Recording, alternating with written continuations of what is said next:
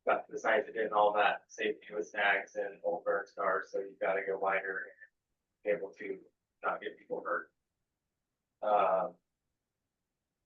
We're expecting lightning on Monday, Tuesday. So we do have an influx of resources coming in. And to touch the girl about other resources, we do have on the unit on Shasta, the TRMU right now, 4 cover engines, 3 of them are local gov out of state, 1 contract. We do that summertime to help beef up our engines. Coffee Creek is a 7-day effective engine. Mill Creek is on blocks, should be getting stood up soon. To get the new pathway project happening to start. Beaverville is around 410, so 4-day effective, and same with all the ones downriver. So we're only just down in it. It's sent one off to the Plumas that'll cover for the 4th of July week coming up. And up to keep heavy stuff people already talked about. Fire cameras are up and running at Thicket Feed, Line Dyke, and More Folly, and Ironside is coming soon. But as far as that, we don't know. People will grab those on watch duty and look around for those of you that are familiar with that. And that's Shasta Trinity update in a nutshell from the last minute. You're going to this meeting here, Joe. So, any questions or anything? So I'm guessing they didn't give you any status on the North Trinity County Communities Risk Reduction Project? No. Okay. Last. Oh, that's Tara tomorrow. Yeah. Bob, do you have anything to add for Shasta Trinity? I think Casey did a good job in covering that all. Do you know where we're at on the North Trinity County Communities Risk Reduction Project? I personally don't. I think I'm probably about the same spot you're in right now, but we'll find out for you. Okay, thank you. We do now know that Cal Poly Humboldt State archaeology people have been out surveying it. We had people on our properties saying they were with the Oak Restoration Project, and we're like, what Oak Restoration Project? Because they're looking at oak restoration, they said, and archaeology on federal property, which totally confused us. But we did get a response from Pete Schmidt saying that they were actually doing surveys as part of the North Trinity County Risk Reduction Project. So obviously they didn't know which project, because we asked them, we said, are you part of the North Trinity County Risk Reduction Project? And they said no. Is that the same group that did that was studies in WCF, or were they from Davis? I don't know. Like quite a number of years back. Yeah. Anyway, Alright. but now we know. So Quick go back. The local fuels crew that we post out of Weaverville currently started production work north of Mill Creek Station. And also talking with the Southport folks, they're needing their assistance to start Iron Pond Mill Creek work. So we'll be trying to rotate a couple weeks on Mill Creek, a couple weeks out of Iron Pond. So we'll be getting some work out of those folks on both ends. do you know where they might be north of Mill Creek? If you look at the station where that big old cut bank is, Yeah. right up on that north side. Okay. So where the So station just- has the ham line that comes down, it started off that ham line. Just immediately north of the station. Okay, cool. Cool. Great. Anything else or anything for Shasta Trinity? I have a question, and maybe it's for maybe an update next month. But what's the status of the Good Neighbor Authority agreement between the forest and the county? That's a good question. I mean, we're not expecting you to know, but just to say, nice to find out in July. Because I mean, that What was was that called again? Good Neighbor Authority. Is there a particular thing you're looking on a status update with, or? Well, but their capacity, the county's capacity is somewhat diminished. Okay, considering the Natural Resources Division, which had been relatively newly reestablished, was managing it, and I know that the folks that are left in that division are few and far between, so it's kind of a matter of like, okay, well, right. That's a $3 million agreement. It's Forest Service dollars for the county to do work. Yeah. Yep, no, correct. And now I just want to know when I do ask, Yeah. my overhead, I'm asking, I know what I'm asking. So, you know what this is? Yeah, we know. Look at that. Very good. Very good. Okay, Six Rivers, Adam. All right, there I am. All right, I've got a pretty decent amount of updates for Mad River. So just starting off with some of the fire suppression related things. Haven't had many incidents on the district. Got pretty lucky in that last lightning bust, but we did send Mad River Hotshots and I believe a couple other resources, including our dozer over to the Miller incident on Shasta. So they got to get out and help our neighbors a little bit. But right now we have 2 additional engines on the district for, that boost our staffing a little bit, and we're also using Southern Trinity VFD, and we have a task force that the forest has put together from some of the other districts. So we have a task force on Mad River right now, which includes 2 additional engines and a fuels module. So they're helping us with some fuels projects in the meantime while they're waiting for any new initial attack incidents to occur. We'll be staffing up for obviously for the 4th of July.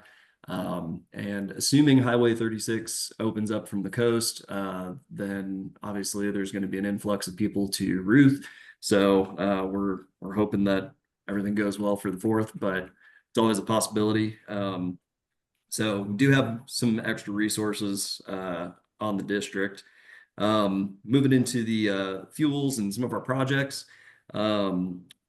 This week we were super lucky. We were actually able to get one of our partnerships with Native Health and Native Hands actually out in the field and start doing some fuels reduction work with them or get them engaged on it and provide some on-job training for that group up around the Lassick vernal pools up just outside the Lassick Wilderness. And they're doing some fuels reduction around some of the split rail fencing that was put in last year around those vernal pools, just from past fires, doing some lop and scat, getting rid of some of the big logs that are kind of encroaching on the fence, and making sure that if there was an incident up in the Lassicks, that we can pretty much let those vernal pools and the fencing that are around them just kind of stand alone. So we're super excited to have them on board with us and getting some work done and provide them some pretty quality training. As Randy mentioned, we're making really good progress on the Mountain Ridge fuel break. By the time that's all done, and obviously as the LOPs are lifted, because we're right now under pretty much, well, there's the noise LOPs and habitat modification, which there isn't a ton of habitat left in that area after the August complex. But once we get those lifted and all the work is completed by the end of the season, we're looking at about 240 acres and about 9 miles of Mab Ridge south of the school section and north of Tubb Springs, which is going to be just to the west of Ruth. Should have about 9 miles of fuel break maintenance completed. And a lot of that includes the hazard tree abatement project that was completed last year from August complex restoration projects as well. So we're going to be lopping a lot of that heavy dead and down fuel that's along the fuel break, and then using heavy equipment to go ahead and pile it up along the fuel break, and then we'll be burning that hopefully in the winter. And in addition to a lot of other piles that we have, like Randy mentioned, along Devil's Backbone and the northern section of Mad Ridge fuel break. We might move some of those into the air curtain burner, just depending on what conditions are like and the feasibility of either getting that material off of the fuel break, possibly down to Ruth Guard Station, or moving the air curtain burner up to Mad Ridge fuel break or somewhere in that area where we can, kind of meet in the middle. And big thanks to RCD, helped us fix quite a few issues that we had along Forest Service roads 2SO5, which is the main ridge road for Mad Ridge. as well as some of the lateral roads that go off of 2SO5. Also provided a lot of some really good access and cleared up a lot of access issues for some of the private landowners that are located south of Hetton-Shaw Valley and in between Ruth. So we really appreciate the work that went into that. And then we are looking at a hazard tree abatement project in the school section of County Road 502, which is just adjacent to the Mad Ridge fuel break, but that little section in between Hetton-Shaw Valley and Ruth Lake. Pretty steep and gnarly country, but we're working on scoping out a project that we can hopefully get as many trees down as we can that were killed in the August complex, get those on the ground, and hopefully keep the road open because that's been a big issue over the past couple of years.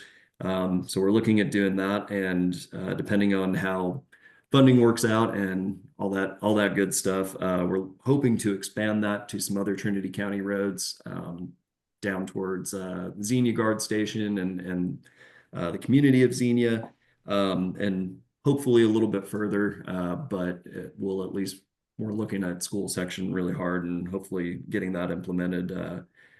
Don't really have a timeline on it, but we're working on that.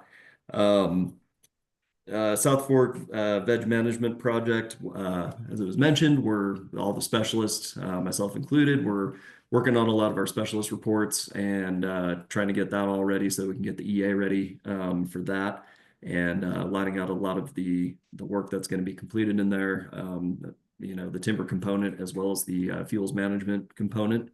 So stay tuned for that. And good news that the Rat Tail Veg Management Project, which is south of 8 Mile Ridge and just above the district office and the Forest Service compound, the decision notice and the finding of no significant impact statement was signed on June 10th. And so implementation is pretty imminent.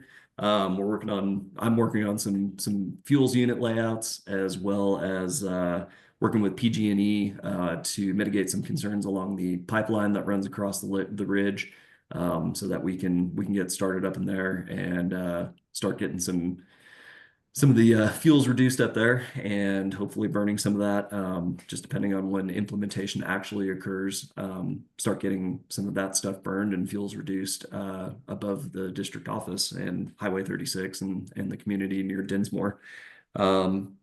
And that's about all I've got, unless anybody has questions for me. Is that all? I thought it was going to be shorter, but I went a little bit longer. A lot of good work, Adam. Anything for Six Rivers? Awesome. Thank you so much for that report out. Absolutely. That was great. We will volunteer fire, Chris. Start with a little bit of old business from last month. Somebody up there asked about a property on Weaver Valley Loop Road. Neither the Weaverville Fire District or CAL FIRE are able to do anything because there is no structure on the property. So that means we have to kick it back to the county, the Board of Supervisors, for their vegetation management ordinance that needs to be, or should be, completed hopefully sooner than later anyway. I know we talked about that last month. So that's the answer. If there's no structure on the property, at least Weaverville Fire District and CAL FIRE can't do a thing. So, and it's neighbors talking to neighbors, hopefully help each other out. Thank you to RCD. After last month's meeting, one of their chipper crews came out and helped my crew out. It's actually our first project of the year, leftover from last year. So thank you for coming out. It was greatly appreciated. We have 33 projects on the list. As of today, we already have completed 19 of them. We did a total of 41 last year, plus our fire assignments. So if anybody knows of anybody who needs some help in the Lewiston, Douglas City, Weaverville, and Junction City areas, we'd like to go help them out. So have them call the fire station 623-6156. And Justin, you might also be I'm sure this is meeting, let's see it, but everyone's getting So we really need project sites to go to. So if anybody has any ideas or knows of anybody to help out or needs help, let me know. Lewiston, Weaverville, Douglas City. Lewiston, Douglas City, Weaverville, and Junction City. Although I did talk to Todd when you guys were submitting the Title III grant and said if I find somebody in Trinity Center, because we decided not to submit a Title III application and to support yours instead. Okay. So I don't know that we have anybody, but if I do find somebody, I will be seeing if there's a potential. Yeah, to have come up them with- call down to the fire station, and then I will have a chat with my chief and see if we can cut a crew loose for a day. Okay. For that fire. Yeah, he said, that's what he said. It need to make it worth his while to send somebody up there, so. Okay. Yeah, we're more than happy to help out anywhere we can. Is there new outreach materials or should we, I could use the same flyer from last. Use that same flyer from last year. There was a number on that flyer from last year that's a little off. It doesn't matter. Okay. Change that number, that'd be great, but other than that. The phone number on there? No, it says on the flyer, we did 66 properties. Did 40. I'll change it or not. Is there It's a constant. like a apply by date that you'd like us to set? At this point, you call, show up. Super. Excellent. Anything else? Okay. Anything for Weaverville VFD? Okay, that brings us to Willow Creek Fire Safe Council. Gina. Drag queen bringing up the rear here. I'm always inspired hearing everyone, so I don't mind waiting. Yeah, Willow Creek Fire Safe Council, busy maintaining just a little bit of everything, but just for a brief description, we take in from the Redwood Valley to the Cedar Flat. So that's 2 counties, 2 national forests, 2 state division of highways. The Humboldt County side, Willow Creek Fire Safe Council, we are responsible for the, we've been turned in for the Firewise certification, all the in-kind hours and making that happen. We do want to help support the Hawkins Bar, Salyer, and Burnt Ranch. I've mentioned it to Emily. She had asked, and just see how we can contribute there. But so within our things that we're doing, we are actively recruiting, begging, kind of, sort of, just to, get people expertise involved. We have a lot of elders who have retired with a lot of experience. So we're looking forward to trying to recruit and maintain, if they put in a few years. I like what Dina had suggested about a newsletter, just so that new people or someone who, just wants something else to do can consider a fire group, joining a volunteer fire department or a fire safe council, which like we could use. The Willow Creek group has been keeping up with the CWDG projects that we have been identified. Sitting in the Veterans Park the other morning, you could hear chainsaws running up on the Kim 2 Ridge side, and you could hear the chainsaws and equipment running over on the Miles Garrett property, which protects the Willow Creek Bigfoot subdivision. So that is pretty big. We've recently was awarded a PG&E grant, which is going to be roadside fuels reduction work on Brannon Mountain, and it'll fill in the gaps to complement the recent efforts from the CWDG projects that were done up there. So, and that's our main water source for Willow Creek, which is an important area. Salyer, like Randy had mentioned, the South Fork road work looks great. Thank you. I did get a call from Bert. They are coming back next week to camp out up here. They'll be putting in some work Monday and Tuesday for sure. And it depends on who else signed up.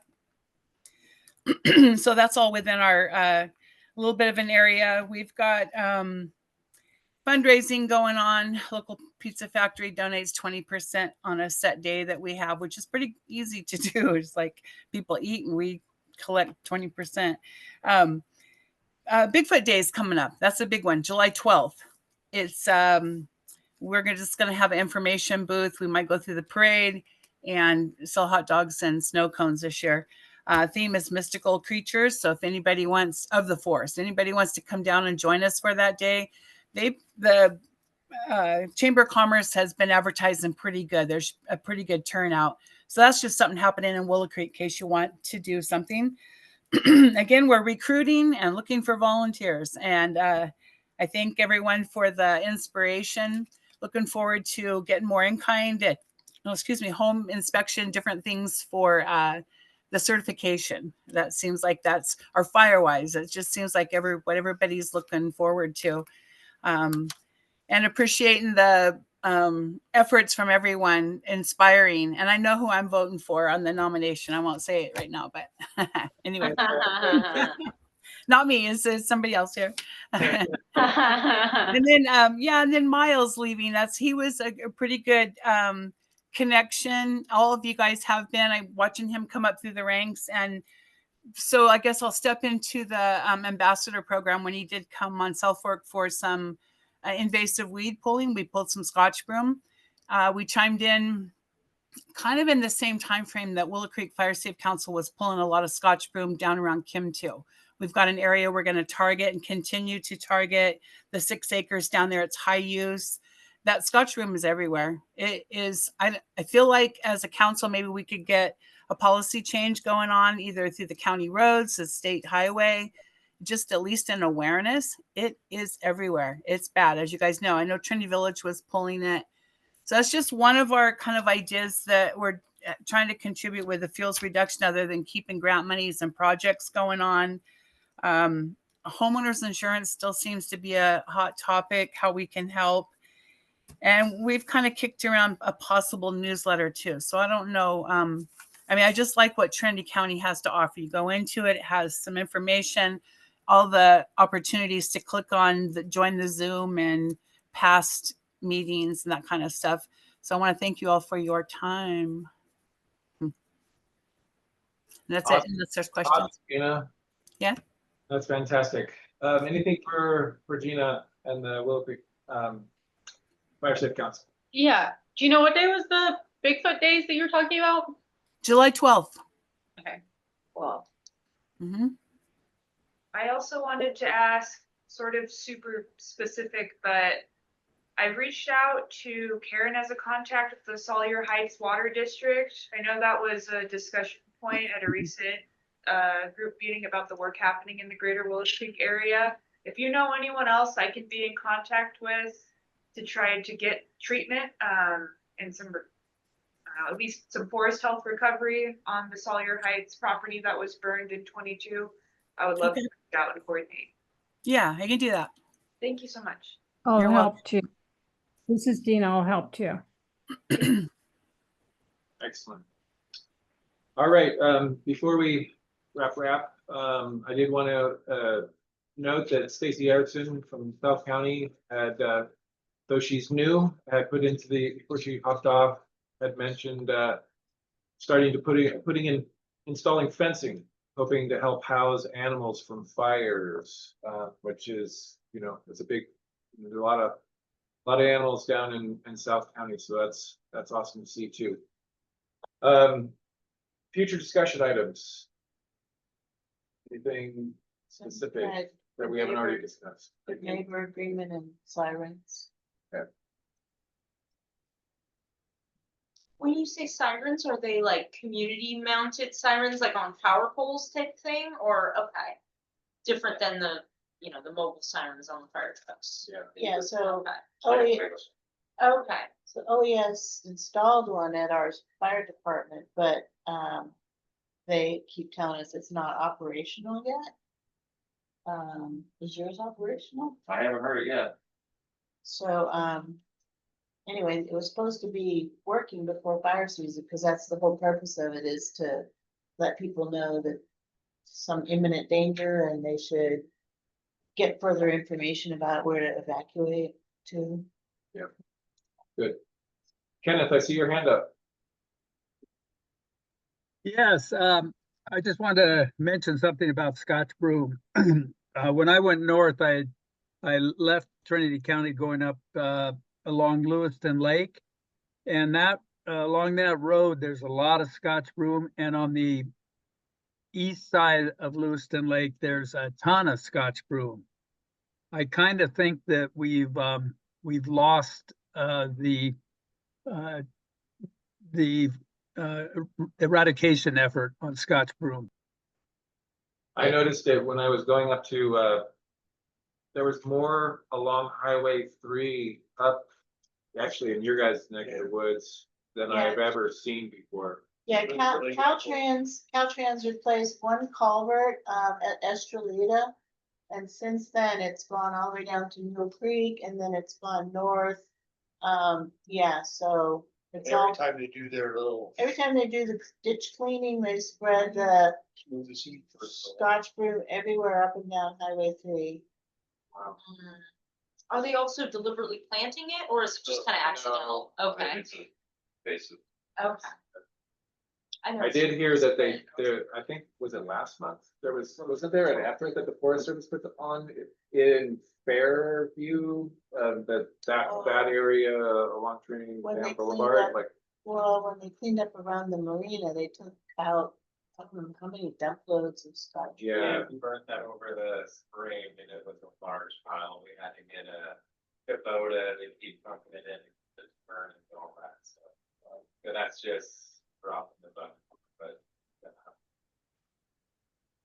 Yeah, that's Yeah, and if you drive down 101 south of Fortuna, going down Leggett and down that way, you'll just find tons of it along the highway. And my understanding is that Caltrans planted that at one time to stabilize cut and fill slopes. And so I think it's a lost cause, frankly. okay.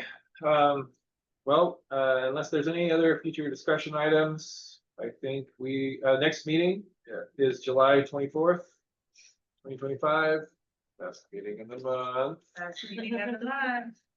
And I think we're adjourned. Thanks for just one last little thing. We ran a little bit long, but I think that's just sort of a kind of a indicator in how much is happening in this county, how much money is coming into this county, how much effort is going into these, protecting our communities and things of that nature. And I just wanted to say thank you all for all the effort that we are all putting into this, because it's a group, it's a community effort, and it's making a difference, as we can see, with the work that Charlie did down in his neck of the woods. Every little bit helps. So thank you all for everything you do. Appreciate it. Thank you. We are adjourned. Thank